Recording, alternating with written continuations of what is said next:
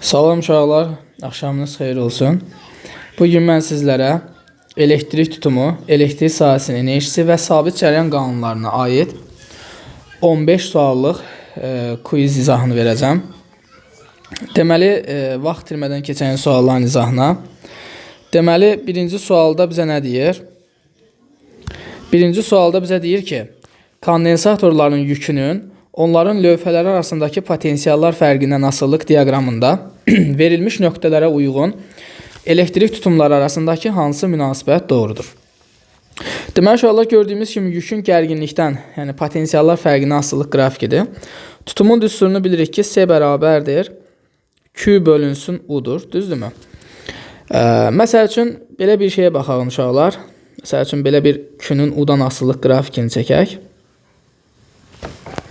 Baxın, burada bir nüansa toxunaq. Q'nun U'dan asılılıq grafikidir. Sən qrafik düz asılı, düzdürmü? Bax, bu grafikin bu üfüq ləmlə gətirdiyi bucağa bir alfa bucağı deyirəm.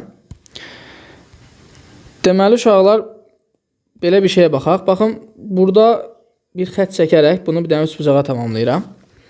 Onda burada Q'dur, burada U'dur, düzdürmü? Bu bucağın tangensi nəyə bərabərdir sizcə? Bu bucağın tangensi qarşı katet bölünsün bitişik katet. Yəni Q'nun U'ya nisbətidir. Düzdürmü? Q'nun U'ya nisbət də bizə nəyi verir? Tutumu verir. Deməli, bu Q bölünsün U'nun yerinə S yazsam, deməli, burada elektrik tutumu nəyə bərabərdir? Tangens alfaya bərabərdir. İndi mən bu ifadəni alandan sonra tangens alfa almışıqsa bu nə deməkdir? Deməli, elektrik tutumu alfa bucağı ilə düz mütənasib şəkildə asılıdır. Onda hər bir nöqtədən koordinat başlanğıcından keçən düz xəttlər keçirdirəm. Birini 2-dən, 1 ilə 3 eyni xəttin üzərindədir. Birini də 4-ün üzərindən keçirdirəm. Bu nöqtələrin bu üfüq ləmlə gətirdiyi bucağa baxsam, 2-nin bucağı budur. 1 və 3-ün bucağı budur, 4-ün bucağı da budur. Buradan bucaqları müqayisə eləyəndə görürük ki, alfa 2 böyükdür, alfa 1 ilə alfa 3 bərabərdir və 4-dən, alfa 4-dən böyükdür.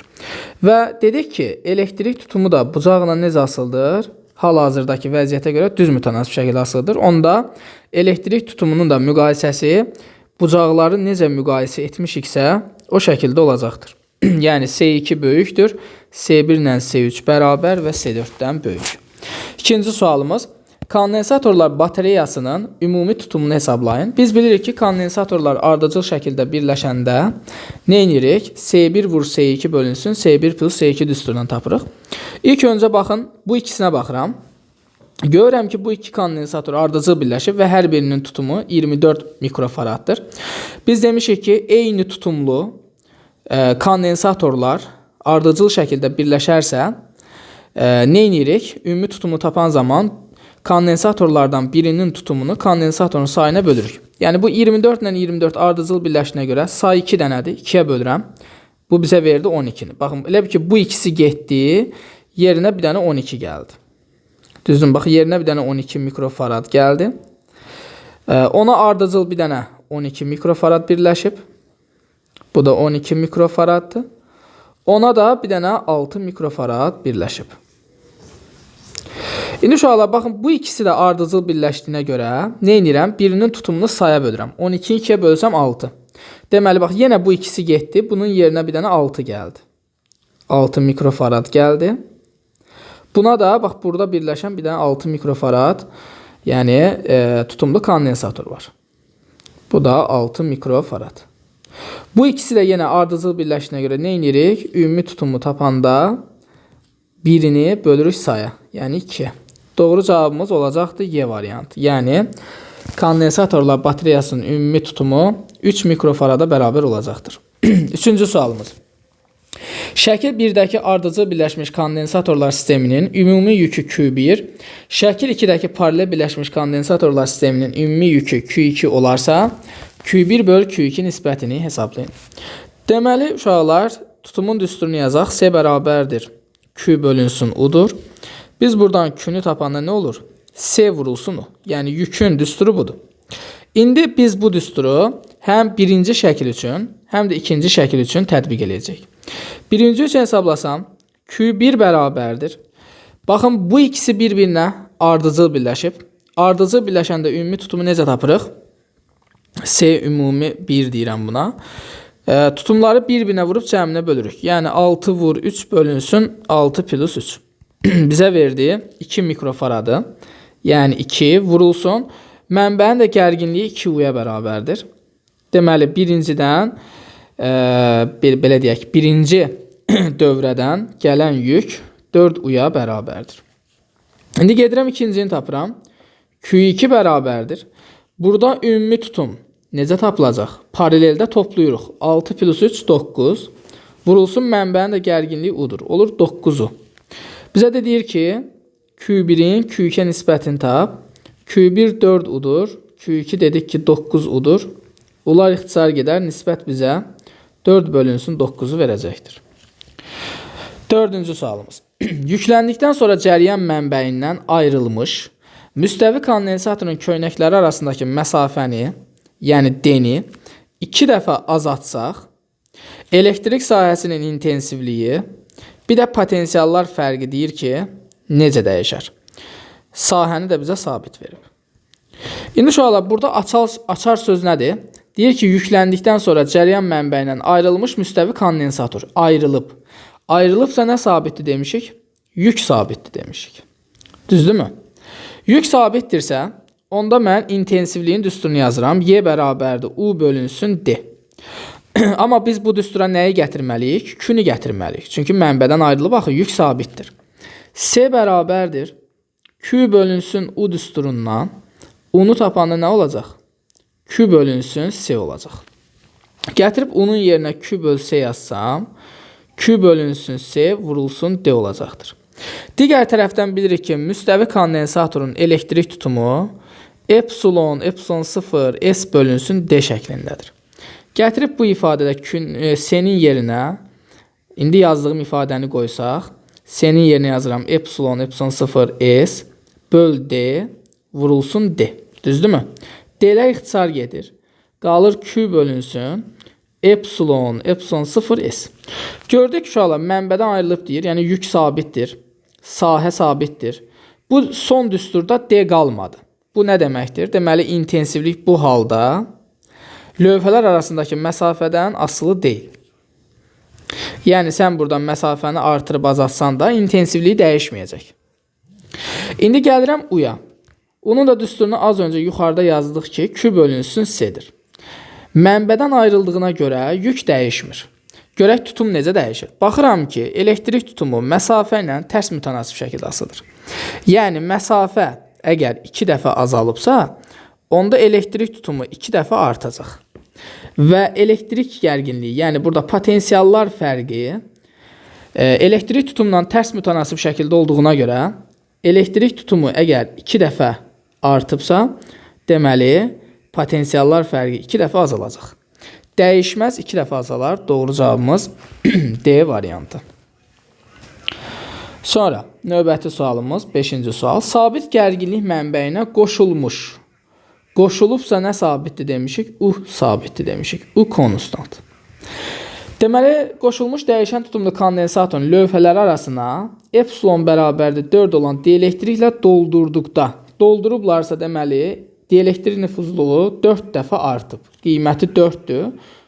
Dielektriklə doldurublarsa deməli, dielektrik nüfuzluluğu 4 dəfə artıb. Bizə deyir ki, elektrik sahəsinin enerji sıxlığı və intensivliyi necə dəyişər?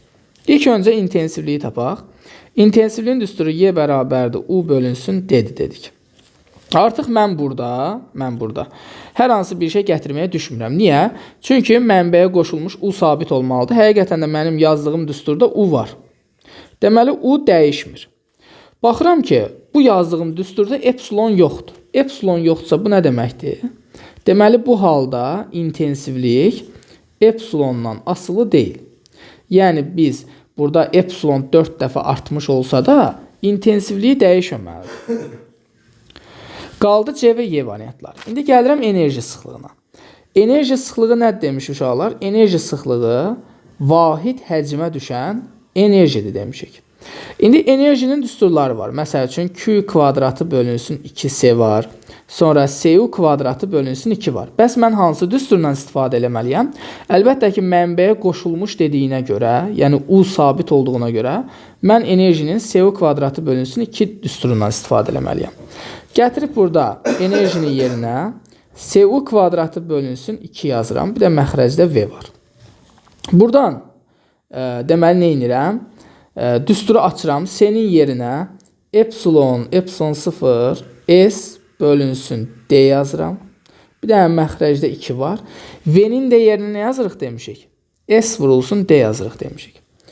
Burada da V-nin yerinə yazıram. Deməli S vurulsun D.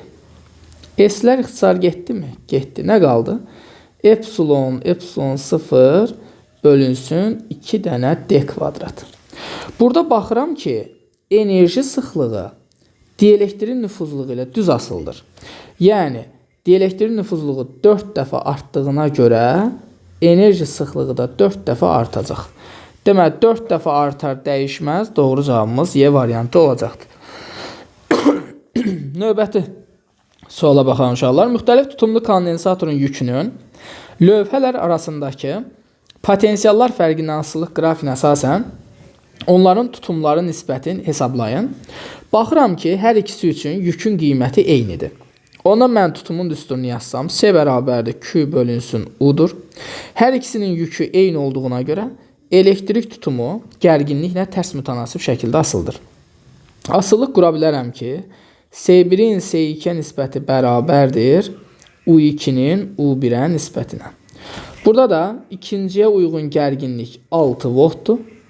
Bölünsün birinciyə uyğun gərginlik 2 voltdur. 6-nı 2-yə böləndə nisbət bizə 3'ü verəcəkdir. 7 nömrəli sual. Yükləndikdən sonra cəryan mənbəyindən ayrılmış kondensator. Ayrılıbsa nə sabitdir demişik? Yük sabitdir demişik. Bunu qeyd elədik. Önəmli məsələlərdən biri. Kondensatorun lövhələr arasına epsilon bərabərdir 3 olan dielektriklə doldurduqda kondensatorun yükü və lövhələr arasındakı potensiallar fərqi. Fikir verin. Dielektrin nüfuzluğu 3 olan dielektriklə doldurublar. Bu nə deməkdir? Dielektrin nüfuzluğu 3 dəfə artıb deməkdir. Yükü əlbəttə ki, dəyişməz. Çünki mənbədən ayrılmış halda, mənbədən ayrılıbsa yük sabitdir. Ona görə dəyişməz. Bəs gərginlik C bərabərdir Q bölünsün U düsturundan. Buradan gərginliyi tapıram. Olur Q bölünsün C. Deməli, mənbədən ayrılmış olduğuna görə yük dəyişmədi, gərginlik tutumla tərs asıldı. Görək, bəs tutum necə dəyişər? Tutumun düsturu epsilon 0 S bölünsün D'dir. Baxıram ki, elektrik tutumu dielektrin nüfuzluğu ilə düz asıldır. Dielektrin nüfuzluğu 3 dəfə artdığına görə elektrik tutumu da 3 dəfə artacaq. Tutum 3 dəfə artdığına görə gərginlik 3 dəfə azalacaq. Deməli, dəyişməz və 3 dəfə azalar. Doğru cavabımız C variantı. Növbəti sualımız 8. Sabit gərginlik mənbəyinə qoşulmuş dövrənin gücünün cəryan şiddətinə asılılıq qrafik verilib, dövrədəki gərginliyi hesabla. Baxıram uşaqlar, bu nöqtəyə uyğun gücün qiyməti 10 wattdır. Qeyd eləyək. P bərabərdir 10 watt. Və baxıram ki, həmin nöqtəyə uyğun cəryan şiddətinin qiyməti 0,5-dir. Yazıram. I bərabərdir 0,5 amper. Nə soruşur məndən? Dövrədəki gərginliyi. Gücün belə bir düsturu var. P bərabərdir I vurulsun U. Buradan da U-nu tapanda olur. P bölünsün I. P nə qədərdir? 10'dur dedik. Bölünsün I də 0,5. Buradan da olacaqdır 20 volt. Doğru cavabımız Y variantı. 9 nömrəli sual. Açar açıq olduqda voltmetr 6 volt göstərir. Mənbəyin faydalı şəmsalı 70% olarsa, açar bağlı olduqda voltmetrin göstərişini müəyyən edin. Uşaqlar, biz nə demişik? Əgər açar açıqdırsa, voltmetr nəyi göstərir? EHG-ni göstərir. Deməli, burada 6 volt EHG-nin qiymətiymiş. Bax, diqqətli olaq. Açar açıqdırsa, U epsilonu, yəni voltmetr EHG-ni göstərir demişik. Buradakı 6 volt açar açıq olduğuna görə deməli EHG-nin qiymətidir. ETA'nın qiyməti 70%'dir. Nə soruşur bizdən? Voltmetrin göstərişi, yəni U-nu soruşur. U bərabərdir sual. İnşallah faydalı iş əmsalının düsturu necədir? Eta bərabərdir. Belə bir düsturu var. U bölünsün epsilon vurulsun 100%. Düzdürmü? Buradan verilən qiymətləri düsturda nəzərə alsaq, 70 bərabərdir. U bölünsün epsilon 6 vurulsun 100. Bax, 1-0 bununla ixtisar edirəm. Buradan 10U bərabərdir. Deməli, 42-yə. U da buradan alınır. 4,2 volt. Doğru cavabımız D variantı. Verilmiş naqilin müqamətinin bu naqilin ən kəsindən keçən yükün miqdarının asılı qrafik hansıdır? Uşaqlar, asılı deyil. Çünki müqamətin asılı olduğu, yəni kəmiyyətlərdən ibarət düsturu rho vurulsun L bölünsün S. Yəni müqamət dediyimiz şey, yəni bu R nədən asılıdır? Bir naqilin uzunluğundan asılıdır. Bir naqilin ən kəsin sahəsindən asılıdır. Bir materialdan asılıdır. Bir də temperaturdan asılıdır. Yəni bunlardan asılıdır. Geri qalan heç nədən asılı deyil. 11 nömrə sual. Düzbucaqlı formalı nikel naqilin A və D nöqtələri cəryan mənbəyinin qütblərinə qoşulub. Cəryan şiddətlərinin I2 böl I1 nisbətini hesablanır. Uşaqlar, ilk öncə baxırıq ki, cəryan 2 dənə qola ayrılıb. Burada yol ayrıcı varsa, yəni gələn cəryan qollara ayrılıbsa, demək bu paralel birləşmədir.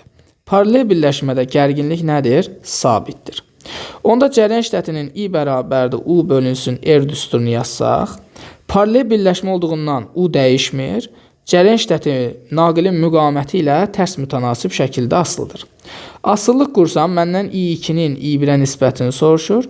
I2-nin I1-ə nisbəti bizə bərabər olacaqdır R1-in R2-yə nisbəti. Bəs burada müqamət nəyə bərabərdir? Mənə deyir ki, AB 2BC-dir. Yəni, mən bura A desəm, buralar 2A-dır. Bax, buralar 2A-ya bərabərdir. Bu da A-dır. İndi, müqamətin düsturu nədir? Yuxarıda yazmışdıq. Rho vurulsun L bölünsün S-dir. Yəni, naqilin müqaməti naqilin uzunluğundan düz mütənasib şəkildə asılıdır. Onda bax, fikir verirsinizsə, I1 cəryanı D-yə nə qədər yol gedərək gəlir? Bax, buradan bura qədər 2A, sonra A elədi 3A, sonra da elədi 2A.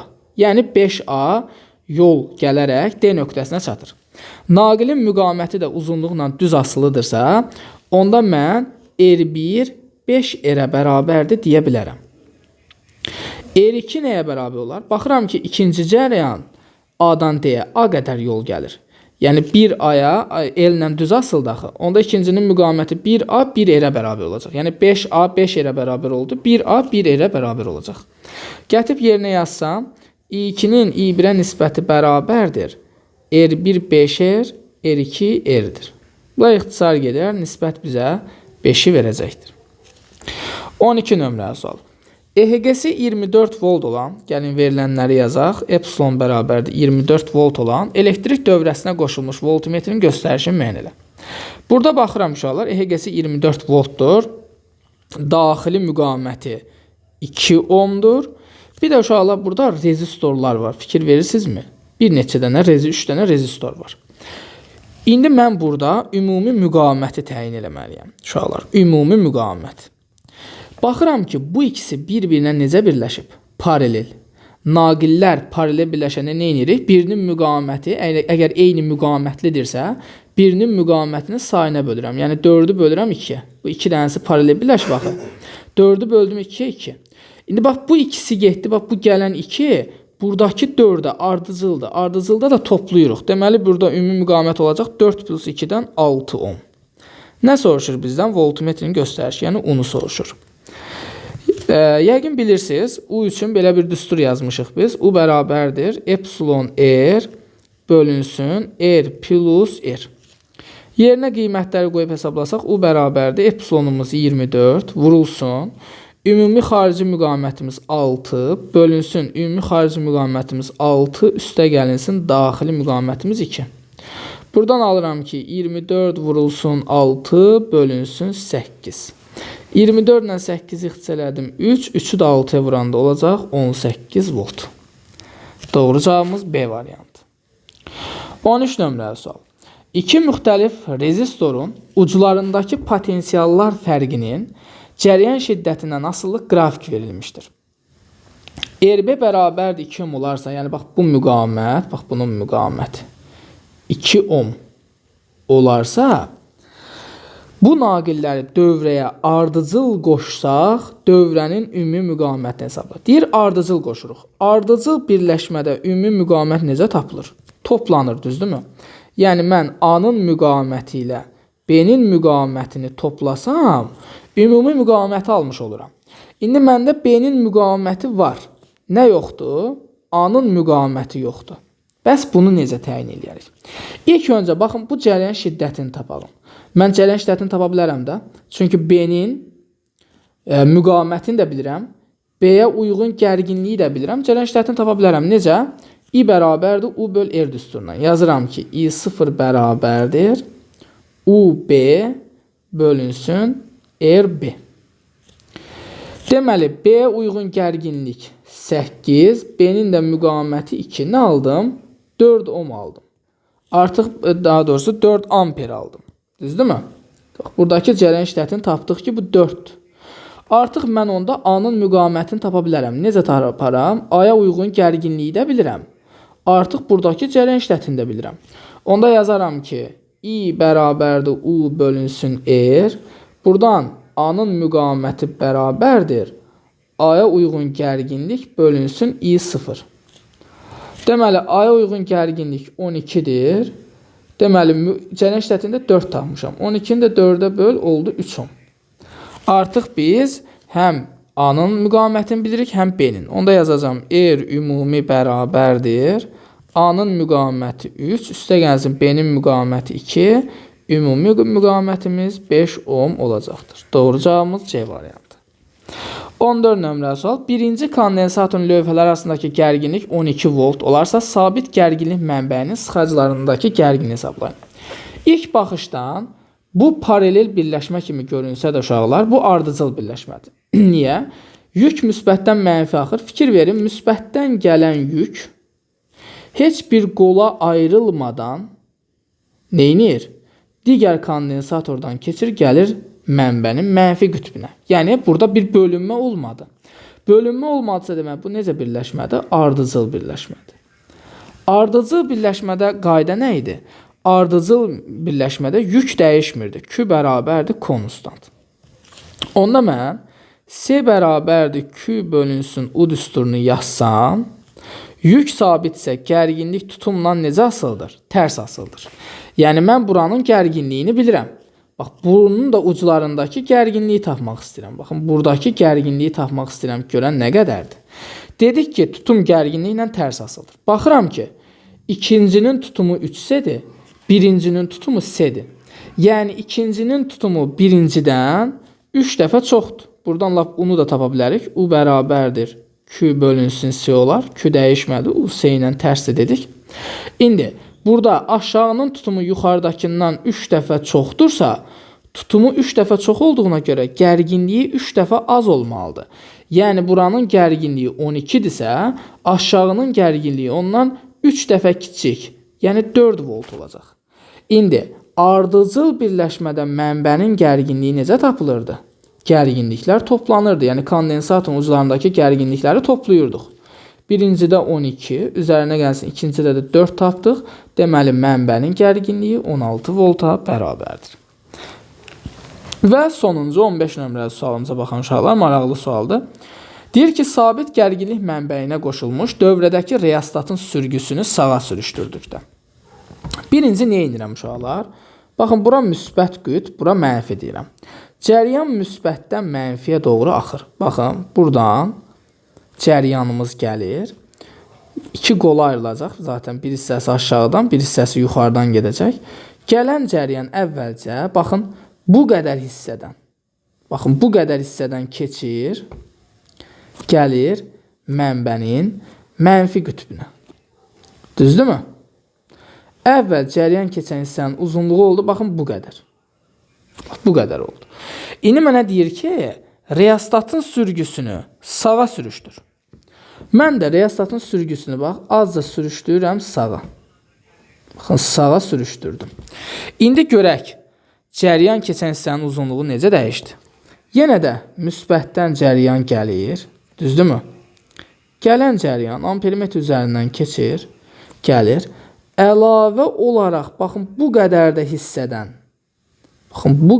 hissədən, keçərək gələcək cəryan mənbəyinin mənfi qütbünə. Əsas məsələ nə oldu burada? Əsas məsələ oldu ki, cəryan keçən hissənin uzunluğu artdı, yəni L artdı. Onda müqamətin R bərabərdir, rho vur L böl S düsturuna görə baxsaq, müqamət uzunluqla düz asıldır. Yəni, uzunluq artdığına görə reostatın müqaməti də artdı. Yəni, bax, bu reostat idi. Bu reostatın müqaməti artdı. İndi, fikir verək nəyə? Əlbəttə ki, burada reostatın müqaməti artdısa, deməli, ümumi müqamət də nə etməlidir? Artmalıdır, düzdürmü? Ona görə biri olacaqdır Y variantı. İndi uşaqlar, baxaq burada ampermetrin göstərişi. Bir şeyə fikir verin. A2 ampermetri hardan gələn cəryanı ölçür? Reostatdan gələn cəryanı ölçür. Onda mən yazıram ki, I2, yəni A2-yə görə yazıram. U bölünsün, R reostat. Reostat, düzdürmü? Mənbərin gərginliyi dəyişməyib. Amma reostatın müqaməti artdığına görə A2 ampermetrin göstərişi nə edəcək? Azalacaq. Deməli, A2 ampermetrin göstərişi azalar. 2-yə getdi B. İndi baxaq nəyə? Burada, bax, bu rezistora biz heç bir şey etmədik. Ona görə bu rezistorun müqaməti dəyişmədi. Düzdürmü? Reostatın müqaməti dəyişmədiyinə görə mən I1 üçün yazsam, I1 bərabərdir U bölünsün R yazıram. Mənbənin gərginliyi dəyişmir. Bu rezistora heç bir şey etmədiyimizə görə, bu rezistorun da müqaməti dəyişmədiyinə görə I1 nə etməz? I1 dəyişməz. Yəni A1 dəyişməz. 3-ə getdi bir dənə C variantı. Bəs bu A ampermetrin göstərişi nəyə bərabərdir? Uşaqlar, fikir verirsiniz. Bax, buradan gələn, mənbədən gələn cəryan düz bura çatanda iki qola ayrılmışdı. Biri yuxarıdan, biri aşağıdan getmişdi. Müəyyən qədər hissəsi A2-dən keçirdi, müəyyən qədər hissəsi A1-dən. Yəni, A-dan gələn cəryan A1 ilə A2 arasında bölünürdü. Onda biz deyə bilərikmi ki, bu A, A1 ilə A2-nin cəmidir. Düzdürmü? İndi fikir verək. Burada A1 dəyişmədi, yəni I1 dəyişmədi. Amma I2 azaldığına görə, bax, bu A2 azaldığına görə ümumi cəryan şiddəti də nə etməlidir? Azalmalıdır. Deməli, burada A ampermetrin göstərişi azalar. 2-yə bir dənə D variantı gedir. Bir dənə qaldı uşaqlar burada V2 voltmetrinin göstərişi uşaqlar. Görək V2 voltmetrinin göstərişi necə dəyişər. Uşaqlar, bunu indi mən bu hissələri pozuram sizə bir şey göstərmək üçün. Əsas odur, buralar sizə aydındır yəqin ki. İndi mən şəkil qarışmasın deyə, bax, buranı pozuram. Gəlin görək bu V2 necə dəyişər. Bunu tapmaq üçün uşaqlar mən mənbənin bir qütbünə A, bir qütbünə B deyirəm. Naqil üzərindən gedir uşaqlar. Qarşımıza bir maneə çıxmayana qədər düyün nöqtəsinə eyni hərfi yaza bilərəm. Bax, bura A demişəm. Görürəm ki, boş naqildir. Onda burada A yaza bilərəm. Boş bir naqildir. Qarşımda bir müqamət yoxdur. Burada A yaza bilərəm. Ampermetrin müqaməti çox kiçikdir. Yəni, özündən cəryanı buraxır, özünüz bilirsiniz. Ona görə biz ampermetrin üzərindən keçərək burada A hərfini yaza bilərəm. Boş naqildir. Burada A-dır. Boş naqildir. Burada A-dır. Boş naqildir. Burada A-dır. Artıq voltmetr var qarşımda. Bax, bura çatandan sonra qarşımda voltmetr var. Voltmetrin müqaməti çox böyükdür. Özündən cəryan buraxmır. Müqaməti böyük olduğuna görə biz bu voltmetrin üzərindən keçərək bura yenidən A yaza bilmərik. Artıq burada dayandıq. Keçirəm indi digər qütbə. Bura B demişəmsə, avtomatik burada B-dir. Boş naqildir, burada B-dir. Boş naqildir, burada B-dir. Boş naqil B. A2 dedik ki, yəni ampermetr özündən cəryanı buraxır. Ona görə üzərindən keçib burada B yaza bilərəm. Və boş naqil olduğuna görə burada B-dir. Nəyə fikir verirsiniz uşaqlar burada? Baxıram ki, bax, mənbəm A ilə B arasındadır və gərginlik sabitdir. Və baxıram ki, mənim voltmetrim də A ilə B arasında qaldı. Fikir verin, A ilə B arasında qaldı. A ilə B arasında gərginlik sabit idi axı. A ilə B arasında da V2 də nə qalacaq? Sabit qalacaq. Çünki naqilin uclarındakı potensiallar fərqi nədir? Eynidir. Ona görə burada V2 voltmetrinin göstərişi dəyişməz olacaqdır uşaqlar. Deməli, A da 3-cüyə gedəcəkdir. 1-ə Y, 2-yə B'dir, 3-ə AC. Doğru cavabımız B variantı.